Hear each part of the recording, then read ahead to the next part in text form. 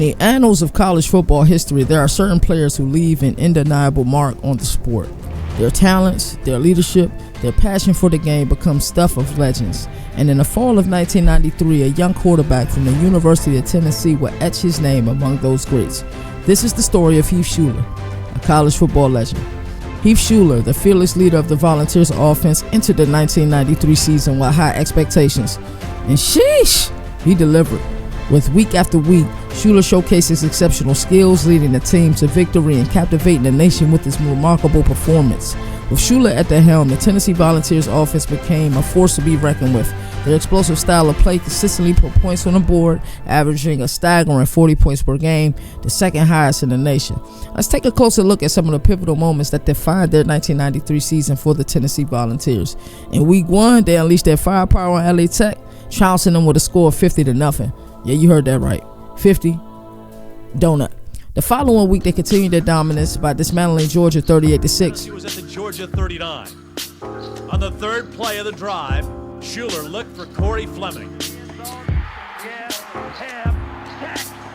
Touchdown, Fleming. The scoring drive took only 20 seconds and covered 60 yards. Tennessee exploded for 14 points in the final 4 minutes of the half.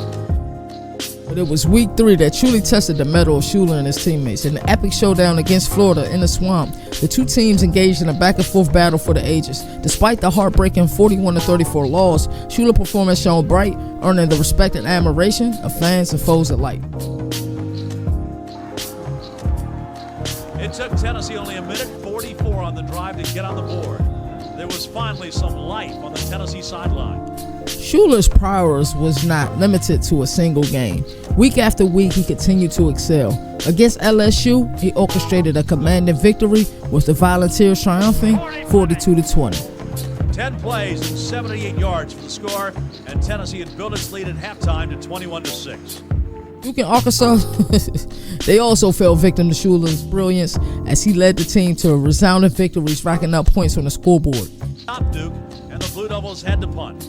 This time, Garner and Stewart did all the work. Tennessee's tailbacks pounded at the Duke defense. The big play on the drive, Garner broke loose for 54 yards. Garner capped off the drive with his 2-yard run for the score. 6 plays, 80 yards, all on the ground, and Tennessee led 14-0. Serious. Anytime it's the third Saturday in October, it's serious in Tennessee. But this year a bit different. Tennessee treated Alabama just like the next opponent on the schedule. Practice took a more relaxed view as the Alabama game came close. The emotions of the third Saturday in October unfolded this year at Legion Field in Birmingham. It was a perfect day for football. The defending champion Alabama Crimson Tide brought a 28-game winning streak into the game. A more frustrating stat for Tennessee, the Tide owned an 8-game winning streak over the Volunteers. Tennessee determined to end the streak this day against their arch rival. One of the most memorable moments of the 1993 season came during that storied third Saturday in October. That's right, Tennessee and Alabama. In an intense battle that had fans on the edge of their seat, the game ended in a 17-17 tie.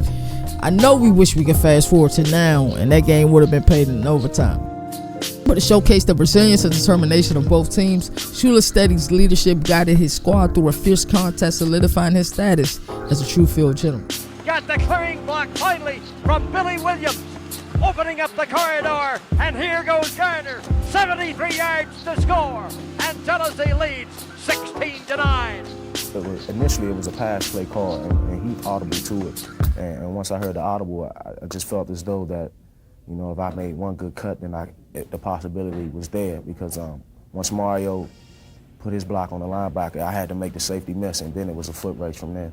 Week 9 witnessed an absolute offensive onslaught as Shuler and the Volunteers decimated South Carolina, routing them with a score of 55-3. Shuler's ability to find the end zone seemed unstoppable with his precision passes and dynamic presence on the field, leaving the opposition in awe. Later in the second quarter, the Volunteers got the ball back and did it again.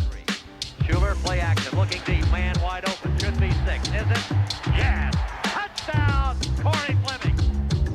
The 3-play drive lasted only a minute and 5 seconds, and Tennessee led it 28-3.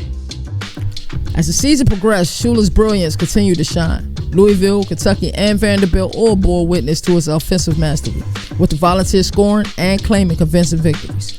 Shuler's ability to find open receivers and make split-second decisions, simply unparalleled.